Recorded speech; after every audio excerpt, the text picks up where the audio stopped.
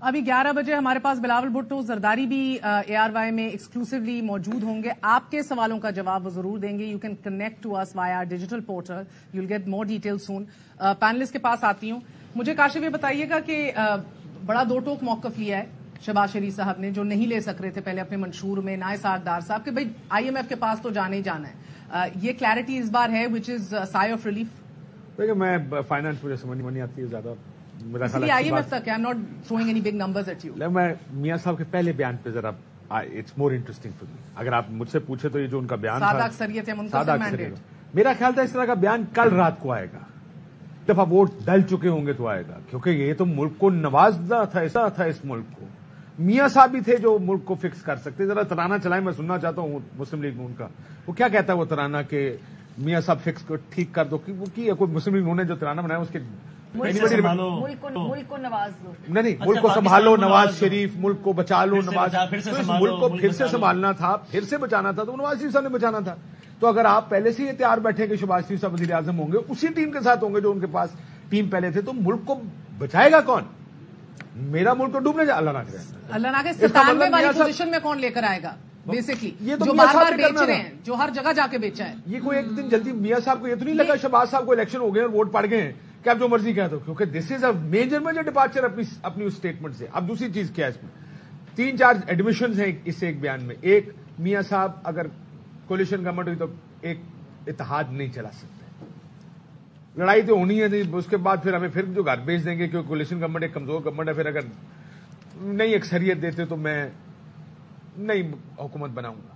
Per for me the biggest thing is وہ سارے وعدے, وہ سارے ترانے, وہ سارے نعرے جو مار کے آئے تھے کہ اس ملک کو بہت بڑا سوالیہ نشان لگا دیا. سوالیہ نشان کیا, اس سے بھاگ گئے, کنڈیشنلٹی ڈال دی ہے. سادہ اکثریت ہے, میاں صاحب کنڈیشنلٹی چھوڑیں. اگر میاں نواز شریف اس ملک کو فکس کر سکتے ہیں تو ان کو تو چلے 50 سیٹیں بھی اور کوئی میاں صاحب وزیر اعظم بن کے وہ کہنا چاہیے میں ملک ٹھیک کر سکتا ہوں, میرے علاوہ کوئی نہیں کر سکتا, ملک کو میں ہی بچا سکتا ہوں, آئی بیکم دا پرائم منسٹر. ہوتا تو یہی ہے نا, جب آپ کو پتا ہو کہ یار آڈز میرے خلاف ہے, ایک ہی سیویئر ہے, کہ ایک ہی سیویئر ہے. یہ حسن یہ بات کنڈیشنلٹی ایک اعتراف کمزوری ہے کہ وہ نہیں وہ مزاج رکھتے, وہ نہیں وہ اہلیت رکھتے, وہ نہیں وہ ٹیمپرمنٹ رکھتے کہ وہ ایک کولیشن گورنمنٹ چلائیں.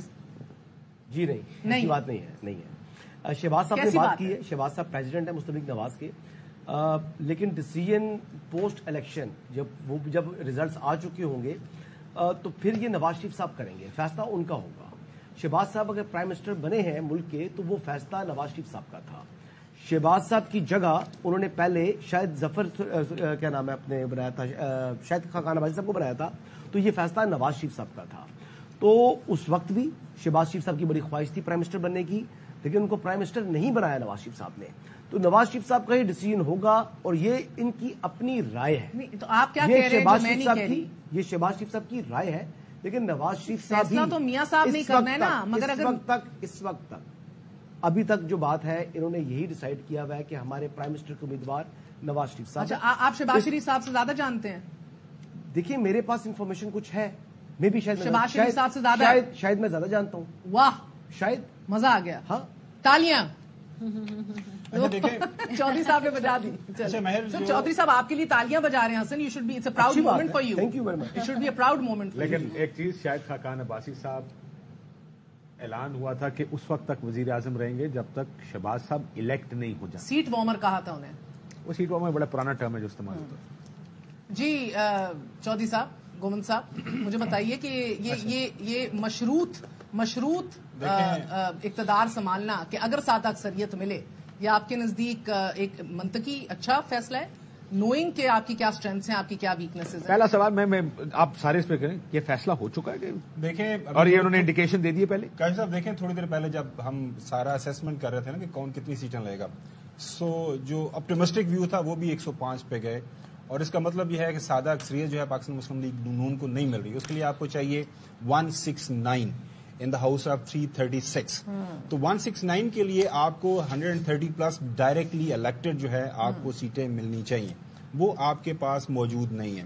اس کا مطلب یہ ہے کہ آپ کے پاس ایک الائنس بننے جا رہا ہے, آپ ایک الائنس دکھ رہا ہے. تو بنیادی طور پر میری نظر میں محترم شہباز شریف صاحب نے اپنے آپ کو مارکیٹ کیا ہے, اور انہوں نے کہا کہ جناب اعلیٰ میرے سے گزارا کرنا ہے, दाएं बाएं ਤੁਸੀਂ ਛੱਡ ਦਿਓ ਸਾਦਾ ਅਕਸਰੀਅਤ ਦੀ ਸ਼ਾਇਦ ਵਿੱਚੋਂ ਨਾ ਮਾਫ ਕਰਨਾ नून लीग का सियासी जनाजा काट देता ना इलेक्शन एक दिन टू सून कल कह देते यही बात।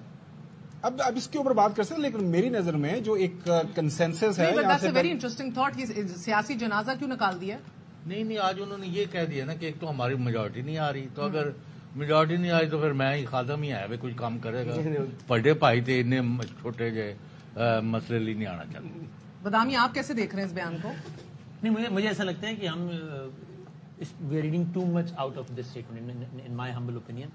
और मतलब मुझे लगता है उन्होंने एक सिचुएशन बताई है, मतलब हो सकता है इन अवे उनकी बात उनकी मुराद ये भी हो कि भाई अगर आप चाहते हैं कि हमारा जो कैंडिडेट नवाज शरीफ है प्राइम मिनिस्टरशिप का वही वजीर आजम बने तो फिर आप इतना वोट दें ताकि वो मुल्क चला सकें। मेरे ख्याल में इस वक्त नवाज शरीफ साहब का दीगर पॉलिटिकल पार्टीज के साथ डील करना बहुत बड़ा इशू नहीं है, उनका गैर सियासी अनासर के साथ डील करना और वो ज्यादा बड़ा मसला है। 100% बात दुरुस्त है, मगर मारिया ये डिस्क्लेमर लगाने की जरूरत थी। आप कहें ना अनकंडीशनली कहें, सादा अक्सरियत मखलूत हुकूमत किसी तरह के भी हमें कहें हमारा कैंडिडेट नवाज शरीफ है, कंडीशंस क्यों है? पीपल्स पार्टी कह रही है, हाँ, जिस तरह पीपल्स पार्टी कह रही है, I mean there is no disclaimer, there is no condition. देखिए पाकिस्तान की जो पॉलिटिक्स है ना, खासतौर पे जो वोटिंग ट्रेंड्स होते हैं वो उस वक्त के गुस्से, उस वक्त के ट्रॉमा, उस वक्त की जो भी आपने अपने वापस पॉलिटिकल स्पेस क्लेम करनी होती है उस पर बेस्ड होता है।